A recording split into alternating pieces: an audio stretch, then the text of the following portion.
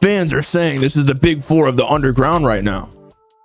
Everybody actually was pretty calm about this take. Now, of course, we had people getting really mad, but you know, I was thinking that this is going to be another one of those things where everybody's saying, who are the fans saying this?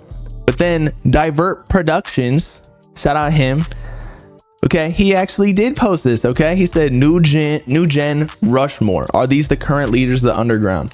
So it is credible. Okay, I know a lot of headlines go out and say fans are saying this, but let's be honest here. These are the most talked about rappers in the underground now. Now, am I saying that they are like the most fire, or am I saying? I saw the neck tat clip and you got me. Oh yeah, nah. The neck tat is fake, everybody. Okay, look, I took it off last night because when we went to the trap in Miami with Ty Fontaine to his cousin's corner, is what they were calling it. I felt so, I don't even know what the word was, like uncomfortable, because I'm just like this white guy rolling in while live streaming, and they were cool with that. And then, you know, I just had like this plastered whole lot of tat on me, and I was like, I feel like such a culture vulture. I'm not doing this, bro. I can't. Like, it was all just a joke.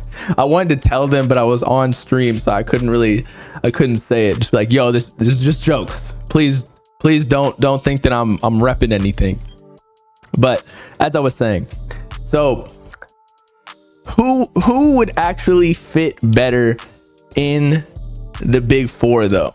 If we're talking about status right now and hype, I feel like this is a no-brainer. Ian is basically already mainstream. His songs are blowing up on TikTok. Netspend has a ton of hype. He has a ton of hate, of course, but his songs are going up, and again, he's making big moves. I'm telling you, whenever he actually pops out and tells everybody what's going on, there's gonna be numbers behind that bitch. Osama Sun has been the top of the underground for, let's say, 6 to 9 months or so. Laserdym, we all know Laserdym's going crazy right now. Maybe because of the antics, but we just listened to that one song, the Home KOD remix. What's it called? Extras. That shit was fire. He's definitely making progress. I see the vision now. But yeah, if we're talking about quality of music, and does not relate to the Mount Rushmore in that, like, these are the people who influenced the whole underground, right? Because they all got like their own little sounds. Osama Sun's the grunge rap. Netspend, I don't know what you would call that. Like, he did jerk rap kind of, pause, but now he's onto some newer shit produced by OK. Ian is on his Gucci Mane glow type beats that are blowing up, and he's a white rapper that's, you know, everybody, I don't know, you get the point. Like, it's controversial. Laserdym obviously has his own wave, but if we were to talk about like who actually is the best, let's say, in the underground, we can't include, or I'm not going to include, Summers, Can, Autumn, all of like the OG ones, just because that was like the last wave, and I want to talk about strictly the new guys. So who else can we put in there? Glock. People were saying that in the chat. You already know how I feel about Glock. I think he's one of the best, if not the best, underground rapper right now. It's just that he is locked up and can't really drop very much, although, or at least new music, let's say, because he just dropped Love No Sluts, I think it's called, the single that we're listening to at the beginning of the stream. So he's fire.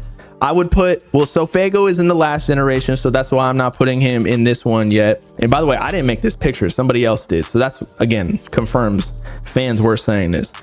But yeah, he'd for sure be in the Mount Rushmore of like influencing this new generation. But I'd put maybe Glock, but I feel like Laser is more up than Glock, but just because, again, he's in jail, so he can't really pop out and do shit on social media to remain relevant. I would put Molly Santana in there if we're talking about strictly quality, because you already know how I felt about her album of the year, at least if we're talking about underground, because it was just amazing. It's making everybody step up to the plate and actually make music that can appeal to the mainstream.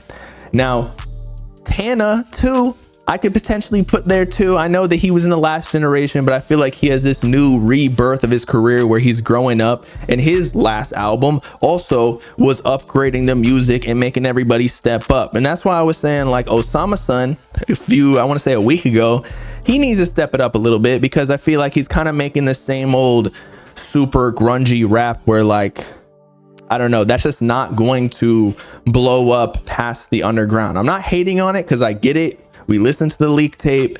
It's cool for this punk grunge rap lane, and it's cool for mosh pits and performances, but I'm sorry, my mom ain't listening to that shit. Or maybe not even my mom, but like my sister. My sister ain't listening to that shit, whereas she will listen to Molly. Bob, have you heard of Rose Perp? He's pretty fire. I have not, unfortunately. Ken Carson, again, I don't even consider him like underground right now. I would say he's more mainstream. But yeah, Hard Rock is a good one too. I'd put Hard Rock in there because I feel like he's one of the only ones where he's not doing a lot of antics online. It's just kind of based on the hype of the music, or at least the moves that he's making behind the scenes. Almost like, I would say almost like Netspin, where there was the Opium potential cosign, even though that didn't end up happening, but he is connected with like Uzi and Victor, so but people thought he was signing to Opium, just like Netspin, but then he ended up signing to Rolling Loud. Who else? Shay. I'd put Shay on there too. So if we gotta pick 4 though of quality, I would put Laser's moving up after that last song, but I feel like Ian's got to stay there, because Ian's just killing shit right now. I put him. I'd replace Osama-san with maybe Shay, because Shay still kind of makes the grungy rap a little bit, but he's more melodic with it. I wasn't on his team earlier, but I've definitely grown to like his music more with Miley Cyrus and Bey. So I'd replace him there. Again, Glock is making fire music, but I don't know if I can replace, because you know what? I'll do it just because I love Glock's music. And then who else did we say? Hard Rock instead of Netspin, maybe. I feel like Netspin has a lot of hype, but he does need to prove himself more, because he really has only dropped one song that's done, I don't know, like branched out past just the little kid shit. So yeah, that's my list right there. Shay. Oh, Tana. Where's Tana go? Who did I say instead of Netspend? Hard Rock or Tana? Who has more of a chokehold? Oh, and then I wanted to put Molly. This is hard. Slump Sixes, nah. I feel like he lost his hype last time. It's hard to really just classify 4. But yeah, okay. Shay. I'll put Molly instead of Netspend. I'll give it to Ian. And then I want to put Glock. I'm not doing it though, just because he's locked up and I don't think he's ever getting out. So I think it's just kind of a lost cause at this point. And then Tana or Hard Rock. I feel like those are kind of the leaders if we're talking about actual quality of music. Is that a good list or not? You hate my list? All right, what would you put? Just get Ian out of there? Ian's hard, man. I don't care if he's a plant. I feel like he's hard.